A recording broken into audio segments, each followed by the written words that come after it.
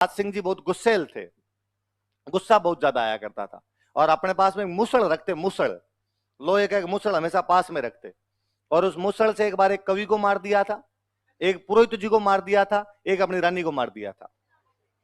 इनकी कोई एक रानी थी और वो अपने बेटे को राजा बनवाना चाहती थी, वो षड्यंत्र रच रही थी कि राज सिंह को मार दूं और राज सिंह को मार के मेरे बेटे को राजा बनवा दूं। सुल्तान सिंह नाम का बेटा था, तो उसने डेली खाने में जहर मिलाना शुरू कर दिया, थोड़ा थोड़ा जहर मिला के दिया करती, राजा बीमार होगा और मर जाएगा।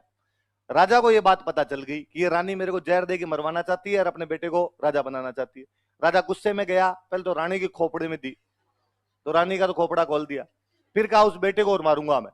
बेटे को जब पता चला कि बापू मुसड़ लेके आ रहा है और मम्मी का तो काम तमाम करके आ रहा है, सुसाइड कर लिया था उसने, इतना खौफ था इस आदमी का कि डाकिया आ गया मुसड़ से मारेगा, इससे अच्छा फांसी लटक जाऊं। तो ऐसे 4 आदमी मार दिए थे।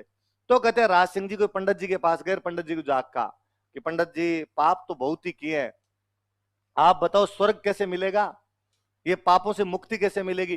पंडित जी ने कहा यदि युद्ध में लड़ते हुए मारे जाओ तो स्वर्ग में जाओगे। तो राज सिंह का इस बात की क्या गारंटी है, मैं तो डेली युद्ध ही करता रहता हूं पर मर ही नहीं रहा युद्ध में तो मैं, और मरने का तो क्या हो, आज रात को सोऊं और सुबह उठूं, हो सकता है आदमी कभी जोर हंसे, हंसता हंसता युद्ध तो कोई हाथ में तो है नहीं मेरे। तो पंडित जी फिर एक काम और है, खूब सारे ब्राह्मण को एक भोजन करवाया जाए तो भी स्वर्ग मिल जाएगा। उसने कहा पंडित जी करवा देंगे आपको, क्यों चिंता करो, कोई ढंग का काम बता दो यार। तो पंडित जी ने कहा कि यदि बड़ा कोई वाटर बॉडी बनाई जाए, जल स्रोत यदि कोई बनाया जाए तो भी आपको स्वर्ग मिल सकता है। फिर उसने कहा बना ले। राज सिंह ने डील बनाई, राज सिंह का समुद्र है, बोले बड़ी बात, एक वो पापों से मुक्ति के लिए आना ही था।